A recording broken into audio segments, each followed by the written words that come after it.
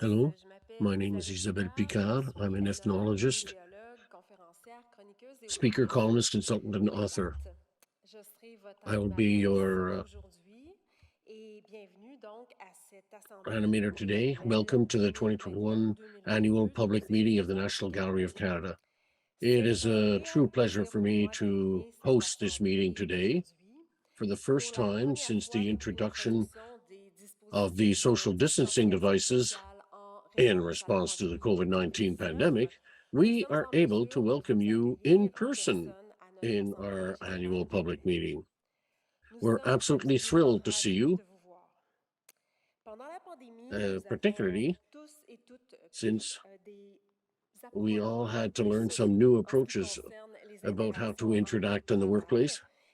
And with that in mind, I am thrilled to welcome those of you who are participating from afar in virtual mode, in the hybrid mode that we're holding our meeting today. Today's event will be in English and in French. Unfortunately, due to the inclement weather, ASL and LSQ sign language won't be available in person, but is available on Zoom. Zoom attendees can also choose to listen to simultaneous interpretation by clicking the interpretation icon at the bottom right of the screen. For those of you in the room, you can still grab a simultaneous interpretation receiver at the auditorium entrance. I'm sure many of you might have questions. We will address them following the presentations and the panel. A question and answer session will be held with the gallery's chair, interim director, and CEO, and also with the panelists. We've chosen a format, equal parts reporting by representatives of our board and executive committee, a panel discussions on our efforts to build a more just, equitable, diverse, and inclusive platform for Canada's evolving cultural and artistic dialogue, which we trust will be inspiring for all participants in today's exchanges. I would like to take a moment to underscore for everyone the significance of the location from which we are conducting our AGM today. As we look at the redevelopment of Nepean Point as a site for reflection on the reconciliation that Canadians must achieve with First Nations peoples, it is fitting to reiterate the National Gallery of Canada's commitment to a future where art has the power to rebuild bridges, deepen existing connections, and foster a more equitable cultural dialogue among Canadians.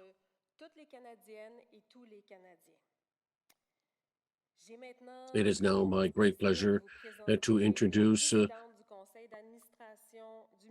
Françoise Lyon, the Chair of the Board of Trustees of the National Gallery of Canada.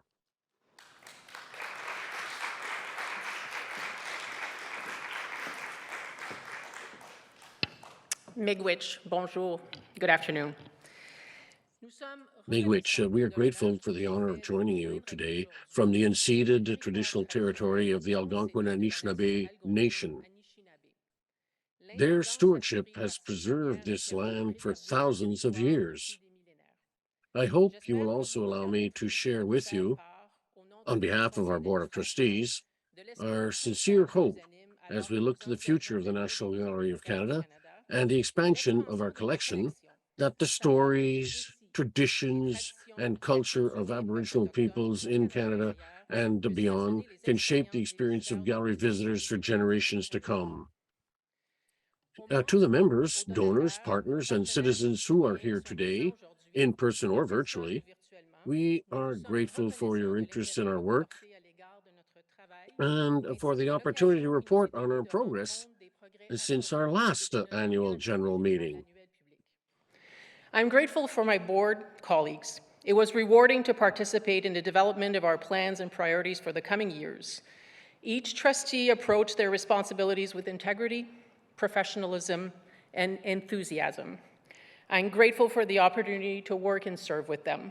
I would like to acknowledge the presence of Board Trustee Suzanne Cote-Freeman, who is here in person today. I would also like to acknowledge Board Trustees Mandeep Roshi Chadha, Dominique Hamel, Adad Hanna, and Harold Robinson, who have joined us virtually from Montreal, Calgary, and Vancouver. Finally, I would like to salute our former colleagues whose mandates ended in 2021 and 2022, Paul Bay, who is online as well from Calgary, Brian Paul McBay, and Clayton Windat. It's hard to tell now that things are getting back to normal, but looking back on 2021, 2022, there's no denying that COVID-19 continued to pose a challenge to all Canadians. The National Gallery of Canada was no exception. The limits of our visitors' patience, our team's capabilities, our organizational capacity, and our financial resources were all tested. What stands out most against the backdrop is our collective resilience. Despite the many constraints COVID-19 imposed, the gallery came through in a stronger position than ever to move Canadians through art.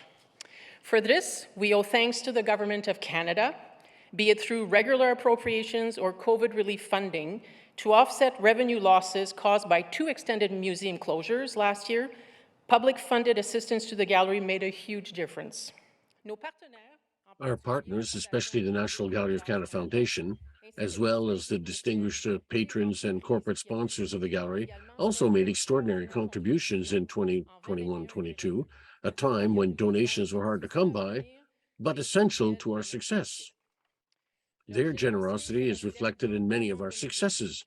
They have enabled us to make an impact despite the obstacles we have faced. Indeed, the stability we maintained through the support provided during the pandemic allowed the gallery and its staff to complete the first 5-year vision in the organization's history, entitled Transform Together. This plan, which will guide us until 2026, gives all our stakeholders a voice in the future of the gallery.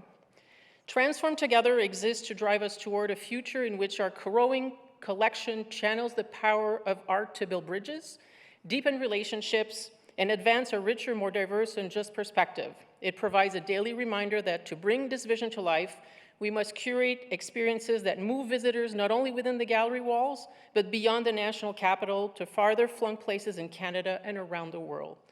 We are already living up to these new expectations.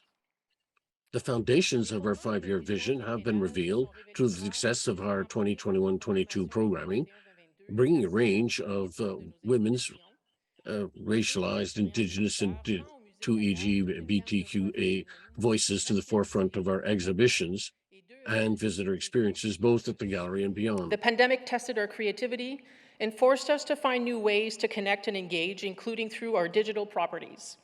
I'm happy to report that 2021-2022 saw us draw 1.6 million visits to our website, recruit 64,069 participants to our virtual online programs, and generate 10.5 million social media impressions through our YouTube, Instagram, Twitter, and Facebook channels. For example, December 22 saw us generate our best ever performing Instagram video, A Winter at the Gallery. Our real-world appeal was even more inspiring. Several years in the making, our General Idea exhibition represented the first ever exhibit at the National Gallery of Canada to feature the work of a queer art group. Having enjoyed a successful run, the exhibition is now on a highly anticipated European tour. Just this past weekend, General Idea opened at the Stedelijk Museum in Amsterdam and will be followed by a final stop at Gropius Bau, Berlin, this coming fall. Orchestrating the tour was no small feat, either with our teams preparing and packing more than 200 works for General Idea's European tour. Presented at the Canadian Pavilion of the Venice Biennial, Stan Douglas's installation, 2011 Does Not Equal 1848, reflects on the events that occurred in the world in 2021, the Arab Spring, the Occupy movement, and the riots in England. Through the juxtaposition of mixed experiences that artistically illustrate the diversity and inclusivity to which Canada, as well as the museum, aspires. In doing so, this exposition will follow a similar path to General Idea, but in reverse. After offering a uniquely Canadian perspective in Venice, the installation was presented at the Polygon Gallery in Vancouver, and it is currently at the Remai Modern in Saskatoon and will arrive here at the National Gallery in September. I would also like to acknowledge the international success of the exhibition Canada and Impressionism, New Horizons.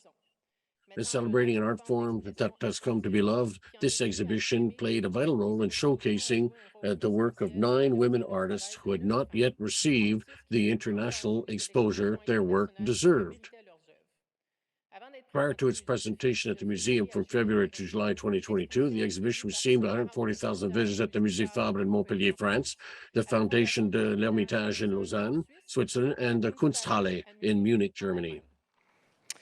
On behalf of the board, I want to use my last few moments here to express my deep appreciation for and confidence in the entire National Gallery of Canada team, as well as its partners and collaborators. Our interim director and CEO, Angela Cassie, has provided exceptional leadership to ensure our team was focused on implementing the changes that will allow us to bring our plan to life. The relationships they've worked to strengthen with artists, government partners, patrons, and most importantly with Canadians who visit us in person or experience us from elsewhere in Canada are the key to the gallery becoming the bridge-building place to which we all aspire. Thank you very much. Merci.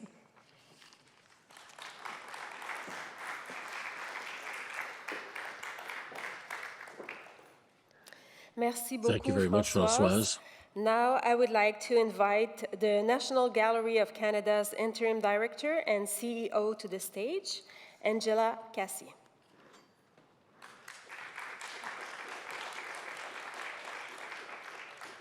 Good afternoon. On behalf of the staff and the Senior Management Committee, I thank you, Françoise, you, and the entire Board of Trustees for your governance of the National Gallery. We are stronger for the guidance, feedback, and accountability of the trustees. On a more personal note, I am grateful for the support of the Board of Trustees during my tenure as interim CEO. Each land acknowledgement reminds us of the power that comes with adding voices to the cultural connections our gallery is uniquely positioned to inspire. How we understand these lands has been transformed since the National Gallery of Canada's inception. The new perspectives that help define who we must find a place for in the cultural and artistic dialogue we facilitate. Our board chair remarked that the foundations of our 5-year vision were revealed through successful 2021-2022 programming, which placed a diverse range of women, Black, racialized, Indigenous, and 2S LGBTQ2+ voices at the forefront of our exhibits and visitor experiences. That is true of artistic experiences we bring to visitors in the national capital, across Canada, and overseas. It is also true of the connections we make with new audiences who might not otherwise have an opportunity to engage with us. So, how did we make that happen? Job one is to assure we're accessible to all Canadians who want to experience the gallery. COVID-19 was a huge challenge in this regard. We overcame many limitations, thanks to the courage, professionalism, and creativity of our team. We have preserved Canadians' access to the world of the arts, and that we bring to life within the walls of the gallery and beyond. Even though COVID-19 reduced the number of visitors to the gallery by almost 2/3, we were able to, in 2021-22, to generate more than half of our normal operating revenues. We offered programming that whetted the public's appetite for all our collections and exhibitions. The Rembrandt in Amsterdam Creativity and Competition exhibition attracted 42,390 visitors in only 7 weeks. Our goal was to make the exhibition relevant not only to those who are familiar with Rembrandt, but to the many visitors who might find it difficult to see a connection between their lived realities and the artist's contributions to art history. These diverse perspectives are relevant. The Dutch Republic of Rembrandt's time had a very clear connection with the history of North America through contact with Indigenous peoples, and Dutch settlers, and through the legacy of the transatlantic slave trade. This work represented an important step in the gallery's broader efforts to expand narrative and to add voices. Canada and Impressionism attracted 45,415 visitors in 15 weeks. We celebrated Canada's influence on one of the visual arts' most popular movements, while recognizing the importance of adding the first Canadian women perspectives to be associated to Impressionism. Each year, the National Gallery of Canada acquires works of art based on the recommendations and expertise of its curators and external advisors. Works are selected for the aesthetic and historical importance, educational value, and potential to enhance the national collection. In 2001-2022, the gallery acquired 721 works of art through purchase and donation, and in this year, we are on track to acquire over 642 artworks so far by both purchase and donation. We stayed close to many of our partners through the pandemic, sharing in their efforts to breathe new life into the evolving cultural scene. The 2021 Sobey Art Award, Canada's most prestigious prize to propel careers in the arts, was won by Lakaluk Williamson Bathory, an Inuk performance artist, poet, actor, storyteller, and writer based in Iqaluit, Nunavut. A new partnership was created to expand our local presence across the country. Thanks to Michael Nesbitt's generous funding of a multi-year national outreach initiative, more Canadians from coast to coast to coast will have access to the gallery's collection, the national collection, in their own communities. The Governor General's Awards in Visual and Media Arts 2021 continued to strengthen our national presence and honored a record number of First Nations, Inuit, and Métis artists. While a pandemic did deprive us of live exhibitions by Lou Lin, Germaine Harnakiok, Laurie Blanteau, Dempsey Bob, Luc Corchain, Bonnie Devine, Cheryl Lirondelle, and Bryce Campara, the Governor General's Awards in Visual and Media Arts section of the Canada Council's website provided an opportunity to discover each of these artists, which we were pleased to amplify through our own digital platforms. Our 5-year vision also fulfills the gallery's mandate to create dynamic experiences that open hearts and minds and enable reconciliation,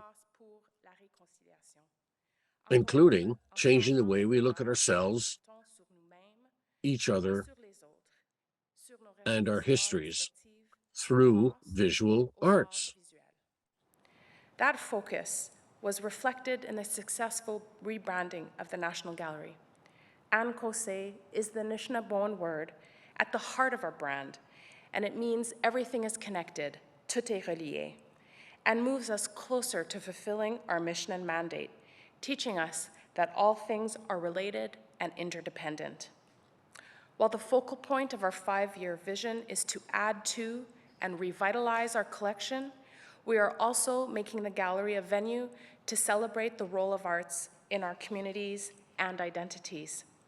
Our team made the best of 2021-2022 to develop multiple partnerships, but I'm going to highlight 2 innovative community partnerships that are just beginning to bear fruit. The first is with Capital Pride, with whom we launched the 2022 Pride Festival and the February 2023 Queer Black Excellence Showcase.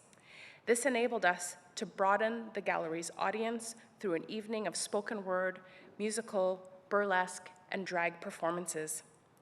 Capital Pride is building on this success to continue with programming and collaboration with the gallery into next year. The second partnership was with Do It for the Grain. The group encourages local photographers and through the creation and distribution of accessible publications, photo sales, and education. In addition to publishing work online 6 times a year, the group now hosts meetups and feature on Instagram as part of our free Thursday night programming. These activities have helped us achieve our highest Thursday attendance since 2018, including nearly 2,000 visitors on March 16th, 2023. In other words, our new vision, to create dynamic experiences through the visual arts, not only meant adding new points of view to our collection, but also embracing new ways of doing our work. It's still early, but we're beginning to see the results in the growth of first-time and younger visitors. In initial surveys, we saw 40% of first-time visitors visiting the gallery in 2021, and a growth to 55% of our visitation for first-time visitors in 2022. And in terms of visitor satisfaction, we saw 93% visitor satisfaction in the summer of 2022, an 8% increase over the summer of 2021. That also means we need to consider opportunities for growth and structural change internally. We completed a major step in the transformation in 21-22 with the creation and staffing of the Department of Indigenous Ways and Decolonization. Led by Stephen Loft and Michelle Lavallee, the department will enable us not only to grow and develop the gallery's Indigenous art collection, but to integrate Indigenous ways of learning and being in all we do. The gallery is home to a rich contemporary Indigenous art collection and has works of historic Indigenous art within its care. To decolonize is to dismantle current systemic structures and build them back with Indigenous perspectives. We are striving to build new ways of working and being within the gallery to make sure our workplace, programs, activities, particularly related to the stewardship, display, and care of Indigenous art, are for and by Indigenous people versus I just want to let you about know that Indigenous people. We also want these principles to be reflected in and inform all aspects of our operations, from human resources, procurement, visitor experience, health and safety, and more. This work is guided by the calls to action of the Truth and Reconciliation Commission and the United Declaration on the Rights of Indigenous People, specifically Article 11.1. This is a journey, and we invite you all to join us in ongoing, respectful dialogue as together we build better relationships with Indigenous communities, elders, and artists. I want to thank our staff, our board, our partners, and Canadian artists for the resilience, patience, and engagement they've continued to demonstrate as we work to bring new voices and add to the gallery's already rich offering. We recognize that change is hard, but by having constructive dialogue, together we can build a stronger sector and a stronger collection for future generations. En parlant d'avenir, Looking forward, we're anticipating next year's programming, particularly with the recently launched exhibitions of uninvited Canadian artists of the modern period, Deanna Bone, who you'll hear about soon, Stan Douglas, Nick Sikuark, Kapwani Kiwanga, who will represent Canada at the 2024 Venice Biennale, and the opening in October 2023 of the Jean-Paul Riopelle exhibition to mark the centennial of his birth. The gallery will represent a major retrospective featuring works from public and private collections, celebrating an artistic legacy that brought tremendous recognition to Canada.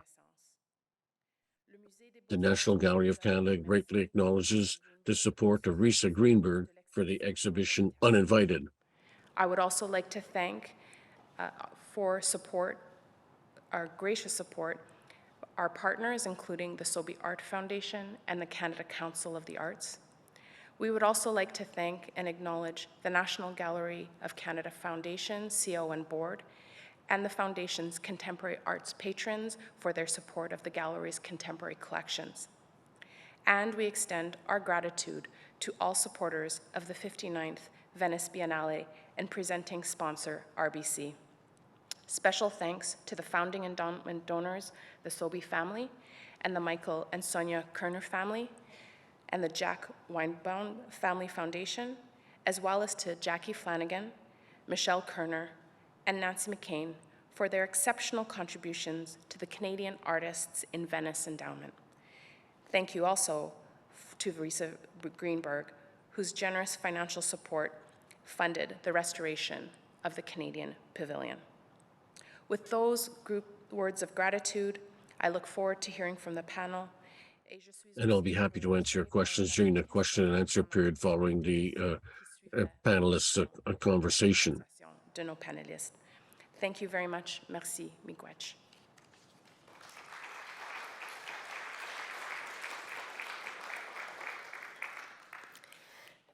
Thank you, Angela.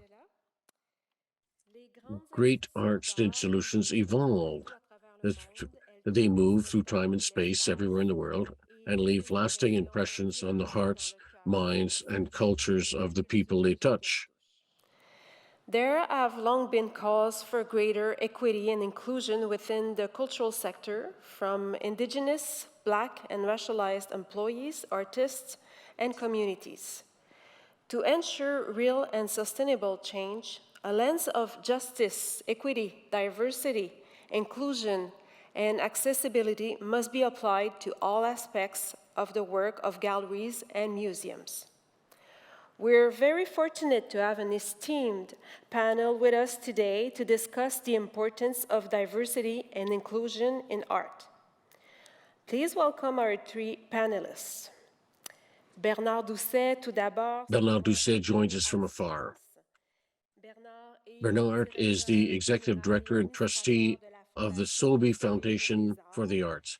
He's an internationally recognized arts and philanthropic administrator who believes that the visual arts offer unlimited possibilities for building human and community relationships. Bernard has played a leading role in the evolution of the Canadian contemporary art ecosystem over the last decade. Also with us online, artist Deanna Bowen. Born in Oakland, California, Deanna currently divides her time between Toronto and Montreal. In recent years, her repertoire has focused on close examination of her family's migration and their connections to Vancouver's Hogan's Alley and Black Strathcona, the all-Black towns of Oklahoma, the Exoduster migration, and the Ku Klux Klan. In her new work, The Black Canadians After Cook, Deanna Bowen expands her family history into a broader examination of discrimination in North America over the centuries. It exhibits at the National Gallery of Canada this May. And last but not least, Jonathan Shaughnessy is director, curatorial initiatives at the National Gallery of Canada, and has been a longtime curator in the field of contemporary art. He is also an adjunct professor with the Department of Visual Arts at the University of Ottawa. Jonathan is notably co-project director with Michel Lavallee for Kapuani Kipwanga's upcoming presentation at the 2024 Venice Biennale, curated by Gaëtan Vernat. He is chair of the 2023 Sobey Art Award jury and curator of Dina's upcoming series of Leading with Women project on the South Facade. Welcome, Bernard, Deanna, and Jonathan.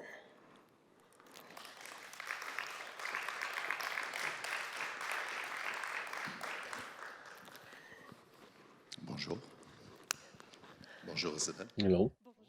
On a des écrans. Hello, everybody. Bonjour. Hello. Hi, Diana. Well, let's dive in. What do you think about that? I think that's great. Okay. First, let's talk about art in Canada today. That's a question for all of you. So, from your point of view, your experience, what voices and perspective have been missing from the institutional museum conversation about art in Canada? We will start with Bernard. Thank you. I would say Que c'est une question pour un pays aussi vaste et aussi diversifié. that for a country as vast and diversified as Canada, That every voice representative of the sector be included. We live in a country with, large major metropolitan centers, art-making practices in small rural communities, and the geographic expanse and the diversity that creates across the country. We simply cannot tell a national story unless we make that level of diversity and inclusion of all voices a priority, particularly for a country like ours. Thank you. Diana, what would you say about that? Oh, I'm sorry, we're not hearing you. I got you. Oh, there. There I am. I'd say a lot of people are missing from the narrative, certainly the Canadian cultural narrative. And at the NGC, I think certainly Black people. My family's history is a perfect example of that. But there are many other racialized communities whose experiences have not been heard or seen. And many artists that are speaking to some very complex ideas about what this country is about. And I think that those are very important voices and stories that have to come to the fore. Thank you. What about you, Jonathan? Well, first, I want to just say to Diana, I'm sorry you couldn't be with us. The weather did not transpire. You were to be on stage, so I'm keeping you, And Bernard, I hope the weather is better for you out east right today. well, related to that question, there's actually two questions. It's not a question of level. It's a question that concerns the boards of small and big institutions here in Canada, but also the whole museum community throughout the world. Right now, we have a situation, how could I put it? During the pandemic, we had this particular time. I was in a conference in Montreal on the global art this week, and I was on a panel, but there was also one with other artists, a rather diversified group.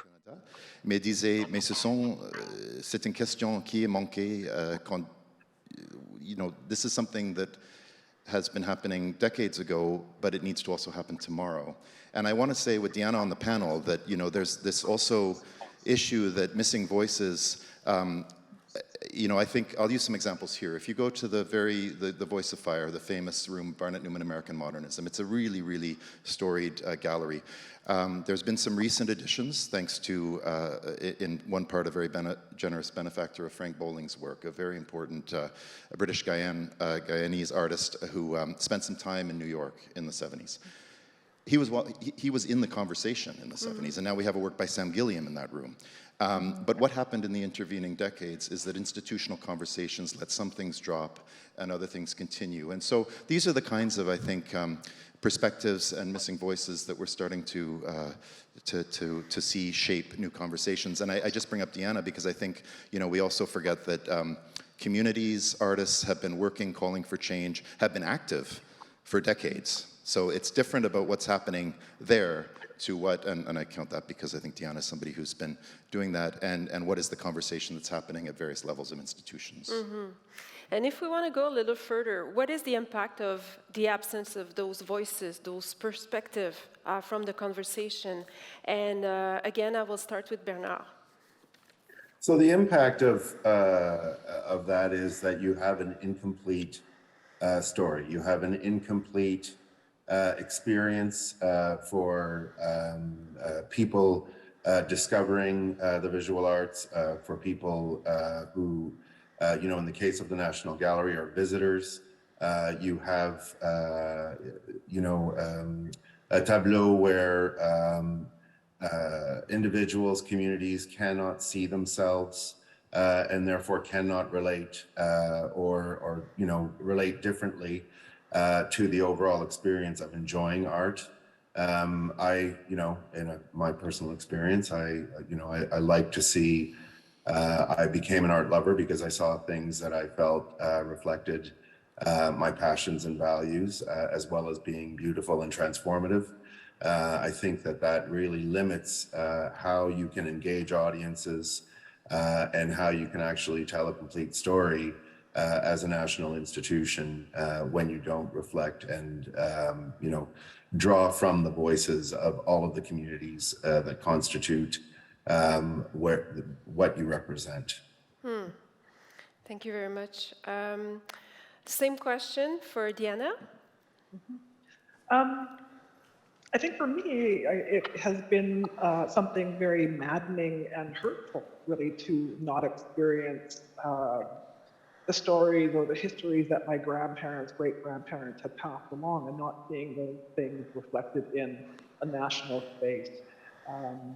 Thinking very broadly about how hard and my grandparents fought for me to get an education, only discovered that most of the things that we talked about or experienced as Black people were not reflected in pedagogy or in schools or in the galleries itself, right? My research led me, by nature of my own family history, of knowing that there are these pockets of Black people that live across the country who have not been seen because of a narrative of there being no Black people in Canada. And if you do a little bit of digging, and not too much, actually, really, you don't have to dig that hard, you can come to understand that there are reasons why this narrative exists. And you could say that for all kinds of communities that have kind of false histories, that have histories that have been put upon them through largely white dominant systems. So I think about that. I think about my students, and I think about the ways that they look for guidance and an understanding of themselves and the world, and that's not reflected in the National Gallery. And by nature of that, it trickles down to the provincial institutions and then the civic, right? So there's an absence of leadership in that regard. And I guess there just really needs to be a much more broadened understanding of who the Canadian taxpayers are and how we all have a right to expect to see ourselves reflected in the gallery, and that's not happening yet. So it's a multi-layered kind of an impact. It's maintaining a narrative that insists that it insists a lot of things that are not true.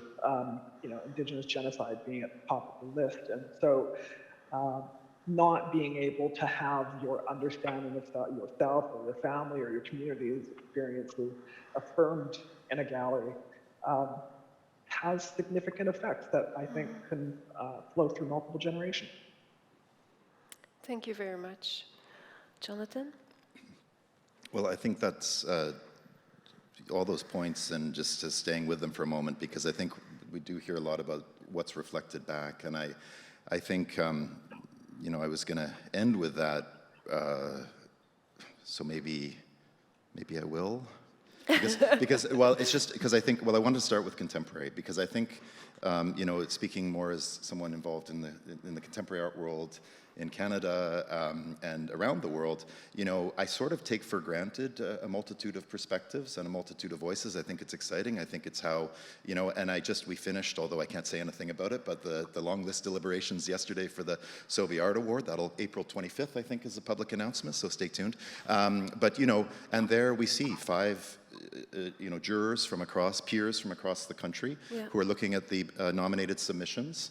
And it's just, and many new voices, many artists, and it really does show, as Bernard talked about at the outset, the kind of multitude of voices. And so, within the contemporary milieu, I sort of take that for granted. But what I don't take for granted is the way that those voices have not been taken up. And I mean, that's even, my experience goes back, just maybe almost about 2 decades within the contemporary art world. But I know of times, and even going before that, where artists who would bring in a diasporic experience, or where they're from, or talk about identity, or talk about, would not be deemed to be entering into that universal conversation of art. It's not aesthetic enough, it's not formal enough. And I like to think that's just, those are conversations that, of another time. And I think that we've evolved in our conversation about all of this comes into the wonderful, thrilling conversation over what is in the artistic dialogue today. So that's just to say the impacts. I can't imagine it otherwise in a way. But then I think to get to maybe a bit closer to what Diana was saying is I think the conversation, I'm certainly having this conversation with Michelle and Steve and my colleagues in curatorial and in around the gallery about the Indigenous and Canadian galleries, because I think there is when we really see, well, how would you account for the voices that we don't see? We have Indigenous art from time immemorial to the present, but what does it mean to really start thinking about the fabric of, the diversity of settler narratives to this country? And where do they appear in the visual register? And if not, or if that's something through research, then what other means do we have to find this? And do we look at archives? And this is working with an artist who's all about archives. Are there other documentation which would broaden the story of this country? So I think across that's how I would answer. Those are good questions, though. Thank you. Now let's talk about best practices, influences. Bernard, the first question is for you. How has diversity and inclusion influenced the artists you support through the Sobe Art Foundation? Merci. So I would, again, I would speak to the Sobe Art Foundation's partnership with the National Gallery of Canada. Our lead project, which is of course administered by the NGC, is Canada's Sobe Art Award. So we are proud to fund and present every year Canada's preeminent prize for contemporary art. And we are steadfast as a foundation that we are a funding body that stands for certain values and has a mission to advance the dialogue around and public engagement with contemporary art in Canada. We are not, nor do we claim to be curators or have the skills required to form a long list, a short list, and certainly jury on an annual winner. We put all of our trust in the curatorial community from across Canada in that. And we partner with the NGC to lead that. So José Drouin-Brisebois, followed by Dr. Sasha Suda, and now in the very capable hands of Jonathan Shaughnessy, have for over 6 years now really led the curatorial direction and the jurying direction around the award. And what we've seen happen has been an emphasis on representation in the jury, leading to, I think it's safe to say, Jonathan, a more diverse and inclusive array of practices across the long list and across the short list, and ultimately among those noted as winners. This is something that we're very proud of in our association with the National Gallery. We believe that excellence in contemporary Canadian art, it has to be chosen from unequivocally from the most diverse practices possible. And we also believe that in our mission and mandate to engage Canadian audiences with the work of practicing contemporary audiences, of contemporary artists, we need to stand by diverse artists who offer diverse practices that can speak to diverse audiences. Thank you very much, Bernard.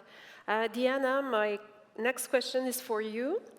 What has inspired your focus on family history as the main pivot of your works? Gosh, that's like a whole thesis. I'd say We have plenty of time, just to tell you. 3 minutes, Diana, there you go. I'd say, you know, at its most basic level, it's coming from a perspective of growing up with old people, growing up with my grandparents, and always being particularly aware of history. And then also the kind of contradictory experiences of having lived in a deeply religious household that has its own kind of richness, but also a household that was also a very violent household. And the reasoning behind all of that has been a big part of the work, about understanding how this family had come to be what it is, and then through, you know, genealogical research, historical research, deep digs in the archive, it's become something much larger to effectively kind of reflect a kind of a broader history. Put more simply, it's like the work that I create is something where I have an opportunity to envision what my mother experienced, my grandmother experienced, my great-grandmother, and on, right? The practice comes from a place of needing to work through family silences about their experiences coming to the country, and the extreme racism that they experience, and thinking about, you know, unearthing the trauma that goes with the immigrant experience. And that is inherently what my family story is, but it is also something that happens to intersect with white supremacy and white terrorism. And so it's not like I was looking to kind of find that, but by nature of the family stories, things that I had been taught by my grandparents, my practices opened up to a kind of a tracking of white supremacy in the nation. Which of course flows into the project I'm creating for the National Gallery. And then on a more simple level, it's, the work comes from a place of affirming things that I didn't believe as a child. Of the things that my grandparents were fearful of, my mother was fearful of, and not really understanding what they were talking about because it wasn't visible in my time frame. But the work has been an opportunity to reach back into, well, going back to the mid-1700s, to just have a complex understanding of how we became who we are, and the significant kind of white mainstream kind of events that shaped who we are as people. These Black women in my family's history have witnessed numerous wars and birthed children across, you know, all kinds of geographical and or political terrain, and yet and still we are still here. So in another way, it's the practice is about figuring out how to disseminate the history that I was taught to ensure that Black students coming through university programs, elementary school programs, will have an understanding that there are people that are here that have been here for a long time. And hopefully that practice will open up to other families, other artists that are thinking through their family histories, and how that is so much different from the narrative that currently is kind of, we'll say installed at the National right now. It would be, I think it's also a thing about recognizing the significance of other classes of people, and recognizing that the National Gallery has kind of had a, perhaps hasn't had as rich of or as powerful or potent a connection with Black people or different communities that have never really kind of imagined themselves in the art world, again, by nature of their absence. Thank you very much. You would like to add something? Yeah, but I'm going to also, Diana, one thing, because as we're working on the project, one thing I do notice interesting, Diana starts with a family history, starts with the tracing, there's a whole genealogy there, but as you'll see in the work is, I think to me, it's always like you've got family on one end, and then suddenly you go to global histories and empire, and you got family You know, you have very close circuits of family that have controlled major pockets, and in between, you have a history of this place in the world. So it's coming. But to the question, alors moi je dirais comme diversité, inclusion d'une perspective. Tu n'as pas demandé la question. No, but I will. Well, I Voilà, set it wanted up. to have your perspective as a curator about diversity and inclusion. What does Oui. it mean for the National Gallery here? Alors, non, je voulais juste dire qu'on peut voir, et je pense avec les discours d'Angela et de Françoise, on sait qu'il y a la programmation qui représente, on a le projet qui vient avec Diana, quand on a le projet de Stan Douglas qui était à Venise, ça va venir en septembre. On a même ici dans son titre, on avait fait avec le département de Indigenous Ways, on peut voir là qu'on n'a pas les artistes pas nommés, sauf dans une section qui a été créée par les conservateurs du musée pour les œuvres autochtones. Et puis, avec ça, on montre les artistes qui ont été finalement recouverts et nommés. Ça, c'est un projet qui a été fait ici pour cette exposition avec la collaboration de Sarah Milroy, la conservatrice, et nos collègues. So I think you see that. You see in Paul P. The exhibition that just is now in our galleries.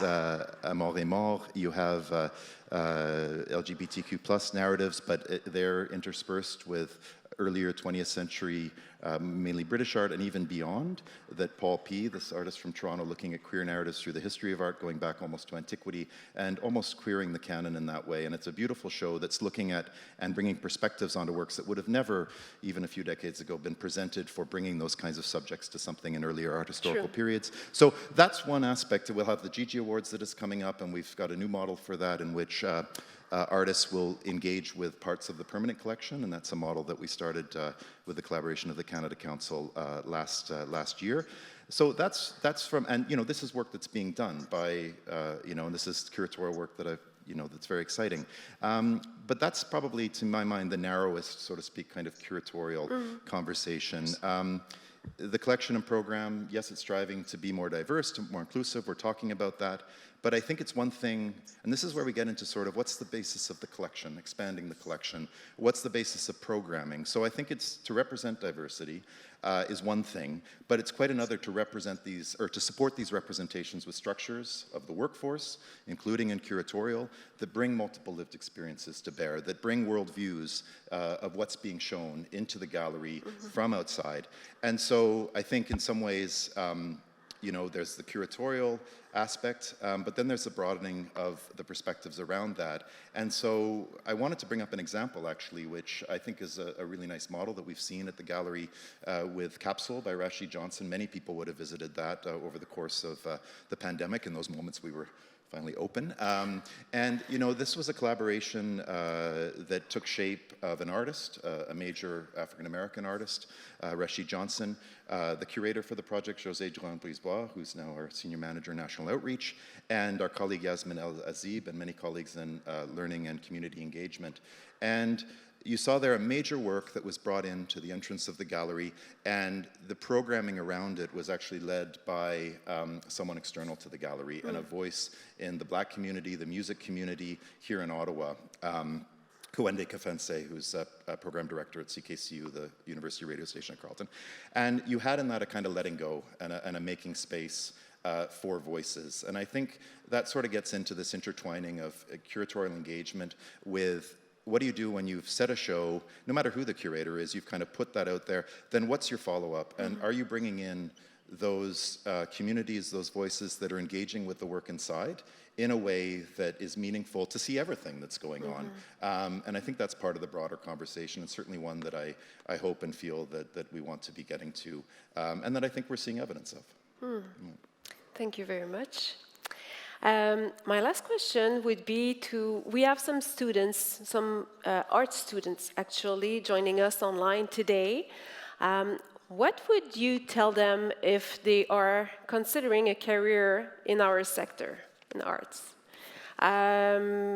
Maybe we'll start with Bernard, the same order. So I'm a person who has always been in awe of artists. I myself am not an artist, so I will probably defer to Deanna on this fully. But I would encourage anyone who believes themselves to be an artist to explore their practice and to create. There is nothing more meaningful than creating something that reaches other people and endures to continue to reach people long after you're gone. So go for it, is what I would say. Thank you. Deanna, same question. I'd say that it's easier than writing. I hate writing. No, I would say absolutely, by all means, especially if you come from a community where you haven't been encouraged to do so. If you have that spark and that desire, maybe just a little bit of courage, by all means, do it. I think some of the most important histories have been told in art making. And I really love the way that art making can bring people together in a way that other things can't. The ways that you can build community with art, or you can build political power or advocacy skills that's along that in that practice as well. But it's just, I think what's most important to me about being an artist is that, one, it can be the least expensive way to get a really big idea out to the world. And I think that at the core of even the decision about doing anything is a question of whether or not you have something to say and how do you want to say it. And if art's your jam, if it's something that looks like it's a visual thing or a moving image thing or dance or theater, whatever it is, but by all means stand behind your thoughts and ideas and get them out in the best way possible. Merci beaucoup. Jonathan? I like that. Moi, je dirais, I would say that first off, we have to see you. we're going to need your voices.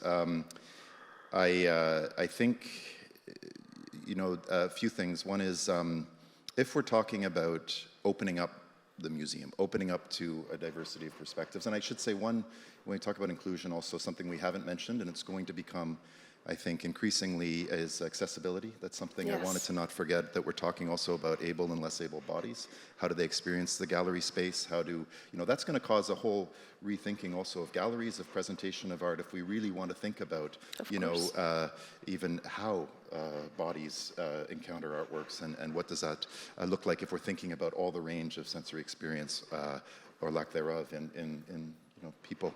But I just wanted to say that in all of that, if things are opening up, in some ways, those museums that are excelling are going to grow. They're going to get bigger because they're, and so I think that it's a field that just, whether you're an artist or whether you are curious like Bernard, and I think me, Bernard, not an artist, but are curious and always motivated by what artists do, that one thing to keep in mind is that working in a museum doesn't simply mean being a curator. It's a lot of things. It's learning and community engagement. It could mean conservation if you like science, but you also like art. Well, you need a science degree to work in a conservation lab. However, you also increasingly, that is a whole conversation that's shifting in terms of what does it mean to care for an artwork? What does it mean to care for an artwork, also an Indigenous artwork with customary considerations? There's many conversations going on now that will be future conversations to have. Collections management, marketing communications, IT, building engineering. I mean, we have to keep this huge structure in place, and there's constant moving of walls, as you can imagine. So it's a whole ecosystem, and it's guided by a commitment at the center of artworks, and the stories they share. So I kind of wanted to, I want to say one thing at the end is just that, as we're growing, or as these conversations, which I think are vital, I think they're really important. They're, but there's a few key ingredients about what this place is, and it depends on artists, artworks, audiences, communities, and you kind of share that. And the whole team, the whole ecology of the museum, supports that. And there's a fantastic group of people that are so committed to what the gallery does. And so to me, it's just limiting our perspectives in any of those realms, just doesn't seem to be like that seems to be antithetical to all of, what creative endeavors mean, what, art and art history can mean. So I think that's where I'd put it. And, and also, On a practical note, for the artists, if you're listening, and any curators or that, is don't just stay home and think about what you like. Get out there. Go to museums, go to galleries, go to openings, even private galleries. You just go, you find out when the opening is, and you go and meet people. You meet fellow artists, you meet the people there, and you just get involved. I mean, it depends on your social, it's sometimes harder, but just know that there is a whole system out there and start to know that system. And I think those are the kinds of things also that I think the gallery, when we talk about this whole ecology, really wants to also bring forward. Like, how do you get in? Like, because, what is that conversation? How do you start? So. Can I throw something out there also about artist-run culture for the younger folks that are thinking about ways to enter into it? There is artist-run culture and production labs and stuff, and co-ops and stuff like that were certainly kind of super important to me as I was trying to figure out how to make my connections in the art world.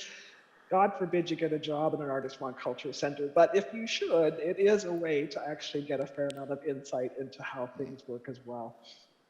But all that to say, there are lots of ways to get into it. There's also a ton of DIY projects that are happening outside of even those centers as well. Right. That's right.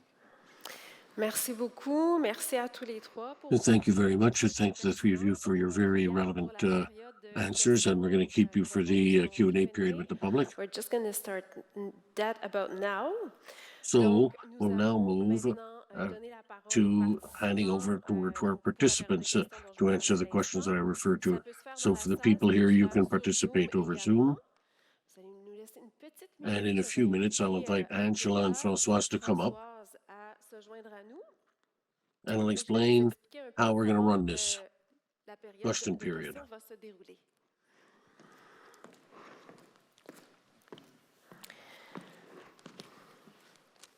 Thank you. So in addition to providing information, the annual public meetings allow the public to ask us questions and share their comments with us. Therefore, you can ask your questions to the chair of the board, Madame Françoise Dion, as well as to the interim director. And we'll also keep the panelists with us. So there's a microphone on each side of the auditorium. And for those of you who are in the room. And for those with limited mobility, we're talking about accessibility, please raise your hand and we will pass you a roaming microphone. For those of you online, please submit your questions in the Zoom chat. We may not be able to answer everybody in Zoom today. However, we will publish an online Q&A for the questions we haven't addressed this afternoon. But just before we start, some friendly reminders. Thoughtful questions and comments are welcome during the Q&A, which will be moderated. Questions can be answered in French or in English. Please be kind and respectful when asking your questions. Keep in mind that your actions and words may have that's a tricky word for me. Unintended effects on other people, and that their feelings are valid regardless of their intentions. Please identify yourself at first and keep your question concise to help ensure that as many voices as possible are heard. I will ask, so Françoise is here, I remind you, Angela is here, Jonathan, Diana, and Bernard as well.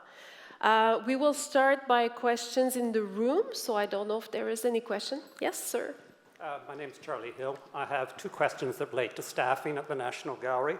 At the present moment, the gallery has no curator of contemporary art, no senior curator of European art, no curator of Asian art, no one responsible for the collections of Canadian prints and drawings and early Canadian art. And in the Department of Conservation and Technical Research, there is no director nor a senior paintings conservator. What are the priorities for staffing these empty positions in 23-24? The second question, the current advertisement for the position of Vice President of Curatorial Research, Collections and Exhibitions stipulates no requirements for university education in the arts and no experience working in museums.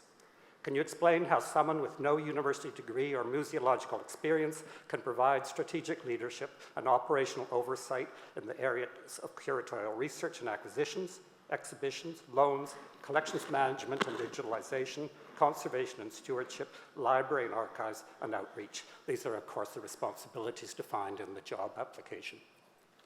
Thank you, sir, for your questions. Who would like to answer? Françoise, Angela? Yeah, well, this was more management, so I'll start, and then Jonathan, if you would like to add. Then. Okay, thank you. So thank you very much for your question. First, the curatorial department, which Jonathan will speak, currently has 20 people working, and we're aware of an opportunity to fill a few key positions, and Jonathan can speak a little bit about the evolution of the department. That's been reporting to him for about a year and a half now. And I just would also stress that as we're looking at job descriptions, education as well as experience are both weighed. And so I'm not quite sure the interpretation of that particular line, but we are looking at education and a mix of education or experience. And that's one of the ways that we're ensuring that we're looking at different ways of learning and different ways of knowing. University education is certainly important, but there are many different ways of gaining professional experience that would be relevant to the role. So it's not at the exclusion of that, it's to be broader and to consider other valuable ways of learning. Jonathan, do you want to speak a little bit more to the curatorial? Yeah, sure. Hi, Charlie. In terms of the curatorial, yeah, certainly there's an awareness of where we're at in terms of numbers. Overall, there are 15 members of the bargaining unit curators right now, and then supported by a total of 20 in terms of admin and administrators like myself. Those people aren't in, a number of those people are not in curatorial. Sir? Yeah, Charlie, well, they are. Yeah, so in terms of like the curators, when I'm talking about curatorial, Indigenous curators are part of the curatorial conversation. So in terms of, there's imminent needs in contemporary art, and those will be and are being addressed. That will be something that comes up. There's no concern to not, look at the most important and robust aspect of the growing collection. So that's something. And some of the other positions that you've mentioned haven't been staffed for a long time. So these are not new things. And the question is really about how we approach that and how do we approach the collections moving forward. You mentioned prints and drawings. There's a department of prints and drawings that does now, as we know, have certain custodianship over prints and drawings. European art has not had a senior curator for going back, I think, over a decade. And Asian art is something which has always been a conversation which has been there, but how do we want to think about that collection and representing that as that moves forward? So all of these are needs, and you're addressing the kinds of questions and the kinds of conversations that are happening. And I think I'll leave it at that, because I think the idea is not that there's going to be any kind of attrition within curatorial, but there is a necessary moment, I think, of recalibration towards how are we moving forward in terms of the growing collection, where is the focus, and how do we think? I mean, Asian art is one specialty within the realm of global art histories, but there's many histories, and so I think some of the questions are how are we representing shifting terrains of art historical conversation at this moment, shifting terrain of curatorial models that is growing leaps and bounds, and there's many things I'm thinking of, is also how do we think about, the gallery has never had a curator of community engagement or any overlap into education or into learning and community engagement. So those are also areas where it might be interesting to consider how are we looking and growing in that way. So, that's how I would probably answer for now, and the rest would be a conversation to have in terms of, how do you move forward. We know also that the way that departments are divided now has been established for a long time, and it does adhere to a certain collection mentality of the collections being cared for and preserved, and that's very important. But we also know that moving forward, there's lots of conversations about how that collection is being looked at, how we're bringing things in, and what are we bringing in. So it's an active dialogue, and what I can say is that it's only going to grow. I mean, I think there's no other way to put that. But there's also a lot of necessary reflection and conversations that I think have to happen. Thank you very much. We have other questions. So we have one online and we have one here. So we'll start with one in the room and after we'll go online. Okay, I'm Julia McElwraith. I'm a member. And someone mentioned that we're making great strides in getting donations and purchases. Like I think Francoise mentioned 600 just this year. And I'm just wondering, where do those paintings go? Are they stored? How are they displayed? And do we need another wing? Is there ever going to be an expansion of this building? That's my question. Thank you. Yeah, thank you Angela? very much for that question. So yes, in 21-22, we acquired around 752 works of art through acquisition and donation, and we're on track at around 650 this year. So currently, we do have storage facilities that is able to hold our current collection. But that is a major conversation that we continue to have to ensure that we're anticipating future needs and even existing needs. So I would say that we're starting to become at a bit of a threshold where our current storage capabilities are somewhat limited. I would add to that, part of the National Outreach Program, and when we're talking about loans of the works of the collection to other institutions across the country, that might be short, mid, or long term, would also be a way of not storing the works, but ensuring that the works that we're acquiring are enjoyed by visitors in museums across the country, but also internationally. So that's a significant part of the work as well. So we'll continue to collect and grow, but it has to be in conversations about the sustainability, storage. I know when we're talking to the board, that's one of the factors that we're keeping an eye on to determine whether we need to construct new storage facilities, whether we may need to expand some of the holdings within the building. So that is a conversation that we're actively having, and that's where the considerations for entering works into the collection does also consider storage requirements and needs. So that's some of the criteria that our team needs to consider when we're making those decisions. Okay, thank you. Well, I was just going to say it's a good question. It's not a new question either, this kind of desire to, get things out there and show things. But I wanted to sort of be able to take your question to actually also say one more point about the previous question, because we mentioned about national outreach. And so we did see a recalibration, certainly in the realm of contemporary art, in which the senior curator, longtime senior curator, has moved into taking on a role to really grow a national outreach program. She takes her curatorial skill set with that. The teams are supporting that work. And I do hope that'll also bring in, because that's a new focus, and that's really thinking about a decentered collection. And that's huge, and it's going to take, but that's really about thinking, okay, you're bringing things into Ottawa, you store them, you care for them, but then where do they go and how do they get there? And so that's, and I think that needs to really grow. That could have a team of however many people just even doing that work, curatorially and otherwise. But that's something I just wanted to bring in, because there's so many wonderful things, even the donation, well, I don't know. There's a few things we will be announcing in coming months, that, some transformative gifts that are changing, canons in a way, like bringing in major works. So then the catch becomes, how do we get them, on view somewhere? Well, I thank you for your answer. Thank you. Thank you. Now we have one question for the people that are following us online, which I will read.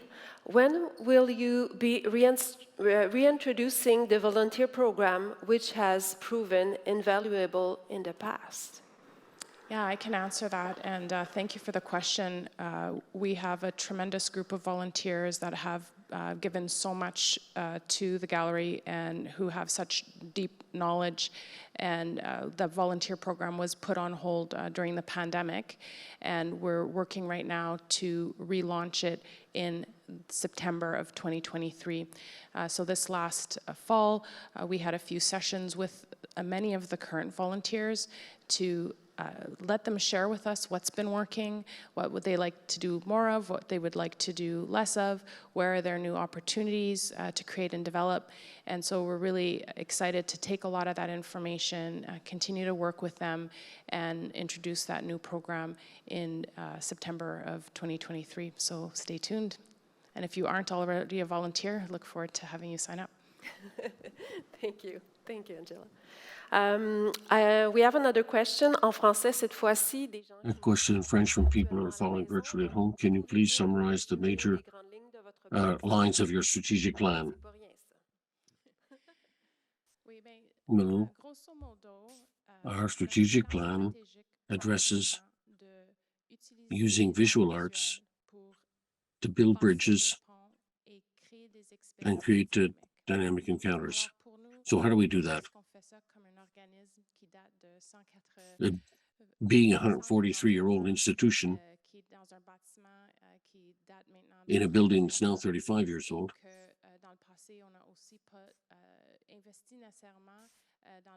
and who didn't invest in certain areas. And we saw during the pandemic that we had the opportunity to use new technologies to extend our programming in particular. So our strategic plan has 5 pillars, which orient our work. First of all, creating experiences online and in person. 2, how to build our collection and realigning it. And 3, we're talking about the fact that in these efforts we want to give voice to our Indigenous peoples. And 4, ensure that we can work with our teams so that they're well equipped to learn and grow together. And 5, it talks about the sustainability of our operations. So that's all related to particular events. But when we think of financial needs as well, and the various ways in which we can generate revenue. So basically you have there the 5 pillars of our strategic plan in order to guide us to create these dynamic experience with art and greet both the visitors who know us well, but also to try and get new audiences, both online and in the museum. Thank you. I think we have time for a very last in-person question. We'll have to do it pretty quickly, though. Madame, over there. Diana Nemiroff. I'd like to applaud your emphasis on diversity and inclusion, and my question relates to that. It's been, I think, since 2003 that we have not seen the really extraordinary display of the Asian collection. We have not seen that collection on view. I do recall that when it was up, it attracted many Asian visitors. I think that's quite understandable, but many others as well. I remember, for example, the visit of the British artist Anish Kapoor, who was very struck by the display and complimented its quality. When will we see that collection on display again? Jonathan? Yeah, in fact, thanks, Diana. Yeah, and you're right. And I remember seeing in that room, which is now actually, I think, where Paul P., the exhibition is, and there was always a display. And people may not know the extraordinary collection that is at the National Gallery of Historical South Asian and terracottas, as miniature paintings, really, really beautiful work. So that has an interesting history, because I know even for more than 10 years, there was a conversation over how do we work with that collection? Is there the expertise to be able to truly in-house to do that? So that had been a conversation. We are embarking on research into the collection to get to know it better than we even do. So I really would like to see, and it's something that's actually coming into conversations over national outreach right now, that José is undertaking, to see if there's also ways that just being able to take stock of everything that's there and see if institutions also across the country would like to work with it. So it is actually something that's actively in discussion right now. So I think it's a really good point. You know, and I also want to say, Dan, in terms of thinking about this moment. You know, the Anish Kapoor, the Inka Shonabare, there are some really, really important artworks that have come into the collection over the last few decades. And I think that right now, it's really exciting to see how these pieces, and I know that you were instrumental in a lot of these acquisitions, are you know, can reach the audiences through the programming and through the conversations that we're having right now. So I just wanted to add that. But you don't have a timeline. I wanted to The jump research in. is on right, like the research is starting, but it's research also by those that are going to bring also, you know, there's the art historical experience, there's the lived experience, so that's the conversation we're having at this moment. Thank you. I think Diana would like to talk about this question. Hi, Diana. I've heard a lot about you. I'm curious about the question that you're asking, particularly for the fact that it reaches back to your tenure of 20 years ago, but doesn't really kind of reflect any of the changes that are happening moving forward. So I was curious if you could speak to your thoughts and ideas about the plans that the NGC has moving forward around a much more equitable and open institution.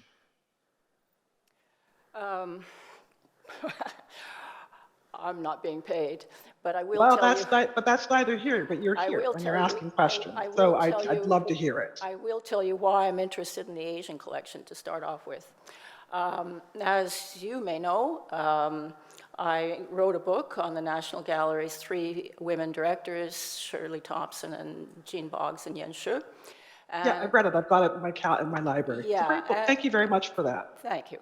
And I was very struck by the difficulties that Shu in particular experienced when she was director.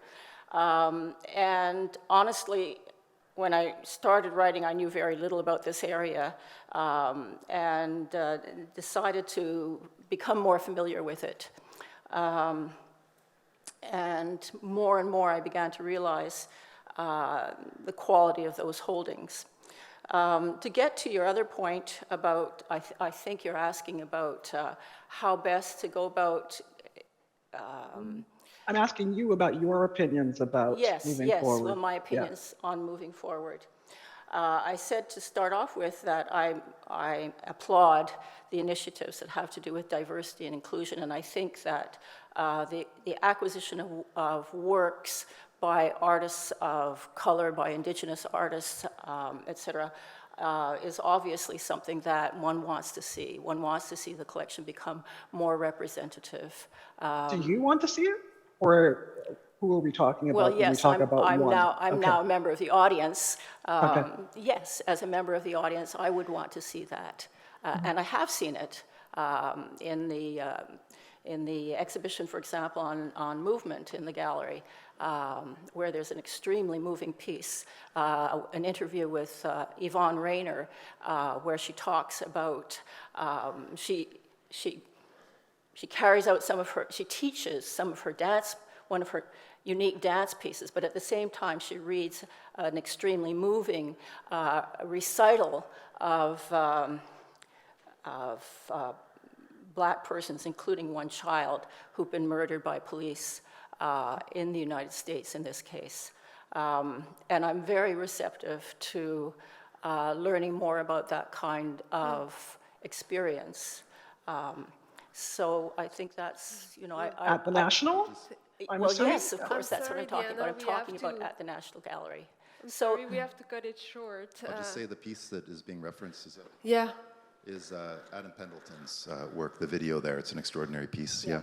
I'll hand it over to you, Isabel. Sorry. Okay. Great thank contemporary Thanks. Black artist. yes, exactly. Thank you. Thank you very much. So thank you to everyone who asked questions today. We're really very grateful for your involvement, your thoughts, and your interventions. And this concludes the 2021-2022 annual public meeting of the National Gallery of Art of Canada. Thank you for being with us today. Our heartfelt thanks also to our gracious panelists for inspiring and challenging us. The video of today's proceedings will be published on the gallery's YouTube channel in the coming days at NGC Media for English and at MBAC Media for Français. On behalf of the gallery, we wish all those who observe Ramadan, Passover, and Easter happy celebrations. Please stay safe. Merci beaucoup. Bon retour. Merci, Isabelle.